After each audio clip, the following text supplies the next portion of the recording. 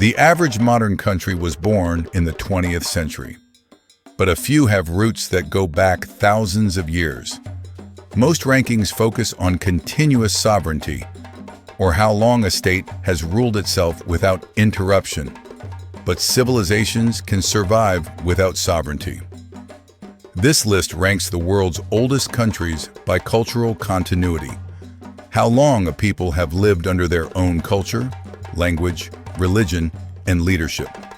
To qualify, a civilization must have endured through conquest and colonization without losing its language, religion, and internal cohesion. This approach gives a more meaningful view of history. Countries like Egypt, Iran, China, and Greece may have lost sovereignty for periods, but their civilizations never disappeared. These are the 10 oldest civilizations still alive today. 1. China. China is the oldest continuous civilization on Earth. Its political and cultural roots stretch back over 3,500 years to the Shang dynasty, around 1600 BC. The Shang left behind bronze tools, oracle bones, and a writing system that evolved directly into modern Chinese. This unbroken linguistic tradition is rare in human history. After the Shang came the Zhou, then the Qin, who unified China in 221 BC under Emperor Qin Shi Huang. From there, a series of dynasties, Han, Tang, Song, Yuan, Ming, and Qing, rose and fell. But the state never lost its civilizational identity. Confucianism, invented during the Zhou period, became the foundation of Chinese bureaucracy and ethics. Even under Mongol and Manchu rule, Chinese language, customs, and worldview remained dominant. Foreign rulers adopted Chinese norms to maintain legitimacy. The fall of the Qing in 1912 ended imperial China. A republic followed, then civil war. In 1949, the People's Republic of China was born. Despite that shift, China's deep state traditions remained. The modern Communist Party inherited much of the same centralized governance and imperial logic. It governs with the same bureaucratic mindset it has for centuries. No civilization has adapted more while preserving more. That's why China tops the list. 2. Egypt. Egypt's civilization is one of the oldest known to man. The first unified kingdom appeared around 3100 BC under Pharaoh Narmer. Over the next 3,000 years, Egypt built pyramids, developed writing, and governed with unmatched administrative skill. While dynasties came and went, the Egyptian worldview stayed intact. Life revolved around the river, agriculture, and a strong centralized state. Even today, most Egyptians live along the Nile, just like their ancestors did thousands of years ago. Foreign powers have ruled Egypt, including Persians, Greeks, Romans, Arabs, Ottomans, and the British.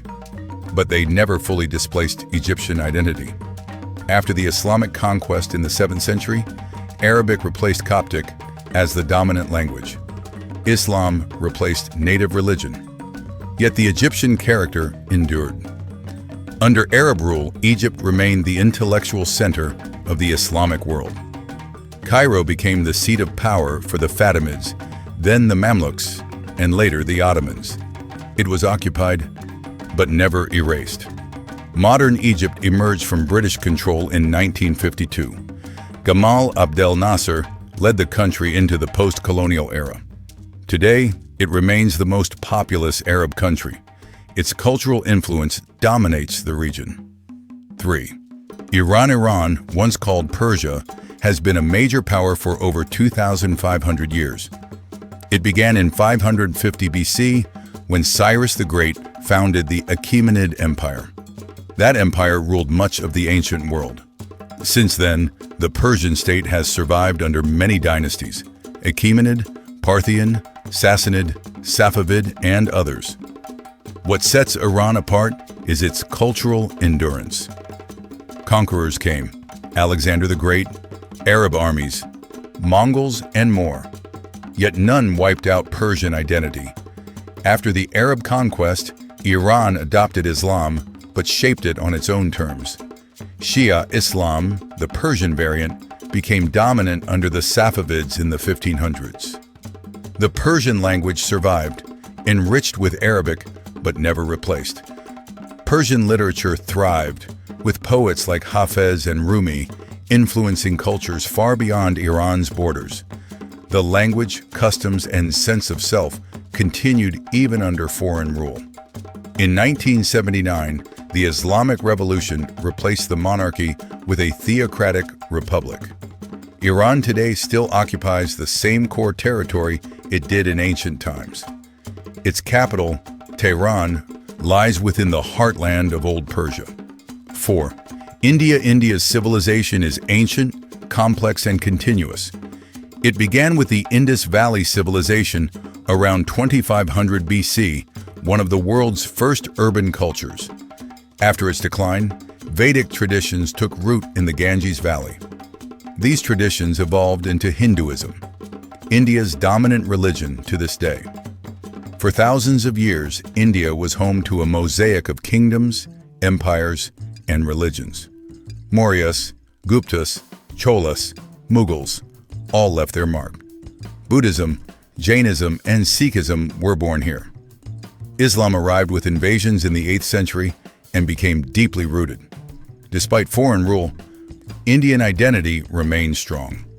Even under the Mughals and British, local languages, religions, and social systems continued.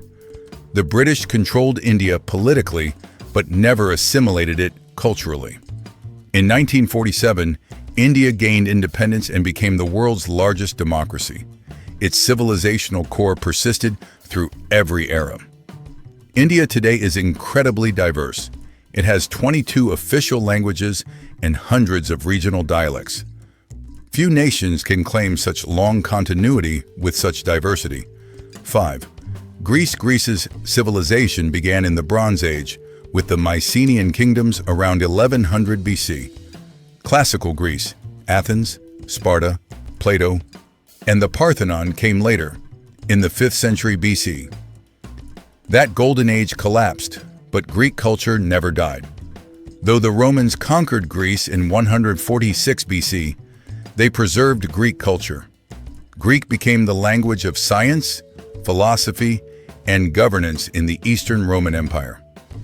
When Rome split in 395 AD, the eastern half became the Byzantine Empire, with Greek as its official language. The Byzantines lasted for 1,000 years. They called themselves Romans, but they were Greek in every way that mattered. Their liturgy, theology, and administration shaped Orthodox Christianity, still practiced in Greece today. The Ottomans conquered Constantinople in 1453. Greece fell under Ottoman rule for 400 years, but the people kept their language, faith, and traditions alive through the church and local institutions. In 1821, Greece began its War of Independence. By 1830, it was a sovereign state again. Modern Greece built a national identity directly tied to its classical and Byzantine roots. It embraced democracy, ancient history, and orthodoxy as pillars of the state. 6. Japan claims the world's oldest hereditary monarchy, dating back to 660 BC. But the first verifiable Japanese state emerged in the 6th century AD, when the Yamato court centralized power and adopted Buddhism. Since then, the Japanese civilization has remained intact, unified by language, religion, and royal lineage. The imperial family has ruled continuously, even if at times only symbolically. During the feudal era, real power shifted to the shogunate, but the imperial institution endured. No foreign power ever ruled Japan as a colony. Even after defeat in World War II and American occupation, the Japanese state was not dissolved. Shinto and Buddhism still anchor spiritual life. The Japanese language, based on ancient scripts and court dialects, has remained stable across centuries. Japan industrialized rapidly in the 19th century without losing its cultural identity. It's one of the few civilizations to modernize while preserving its traditional institutions. The Meiji Restoration in 1868 restored direct imperial rule, reinforcing national unity. After 1947, Japan adopted a new constitution but kept the emperor as a symbol of continuity. This unique political and cultural balance helped Japan survive war, natural disaster, and foreign pressure without internal collapse. It has maintained its language, religion, and government institutions across 1,400 plus years. 7. Ethiopia. Ethiopia is the only African nation to maintain political independence throughout the colonial era. But its civilizational history runs much deeper. It traces back to the Aksumite Empire, a powerful Christian kingdom that emerged around 100 AD and controlled Red Sea trade routes. Ethiopia adopted Christianity in the 4th century, making it one of the earliest Christian civilizations in the world. The Solomonic dynasty, established in 1270 AD, claimed descent from King Solomon and the Queen of Sheba. This dynasty ruled for over 700 years, reinforcing a strong national identity based on Orthodox Christianity, Amharic culture, and Ethiopian independence. Despite pressures from Muslim conquests and European colonialism, Ethiopia remained sovereign except for a brief Italian occupation from 1936 to 1941, which Ethiopians resisted fiercely. Even during occupation, the church, language, and monarchy survived underground. Ethiopia's geographic isolation, with its highlands and rugged terrain, helped preserve its autonomy. So did its deeply rooted traditions. The Ethiopian Orthodox Church, with its own canon and liturgy, remains a defining feature of national identity. Today, Ethiopia is a federal republic. But the legacy of its ancient Christian empire still shapes its culture and governance. From royal chronicles to religious festivals, the past lives on. No other sub-Saharan African civilization maintained such long-term continuity. 8. Jewish civilization, Israel. Jewish civilization began more than 3,000 years ago in the ancient kingdoms of Israel and Judah. These early states were eventually destroyed by the Assyrians, Babylonians, and Romans. But Jewish identity did not disappear. Instead, it transformed into a global diaspora, a population that has spread or been dispersed from its original homeland, united by religion, language, and memory. Even without a state, Jews retained a strong cultural core. Jewish communities kept their customs for centuries, through exile, persecution, and migration. Wherever they settled, they built schools, rituals, and institutions to maintain identity. Hebrew scriptures were preserved. Religious law, halacha, governed daily life. Synagogues replaced temples. And Hebrew, though not spoken in daily life, survived as a sacred language. The re-establishment of Israel in 1948 marked the political return of one of the world's oldest civilizations to its ancestral homeland. No other people has returned from such a long political exile with such a strong cultural core. Jewish civilization is unique in its ability to survive dislocation without disintegration. 9. Armenia. Armenia was the first nation to adopt Christianity as a state religion in 301 AD. But Armenian civilization predates that moment by centuries. It has Bronze Age roots, with a recorded presence in the region going back at least 3,000 years.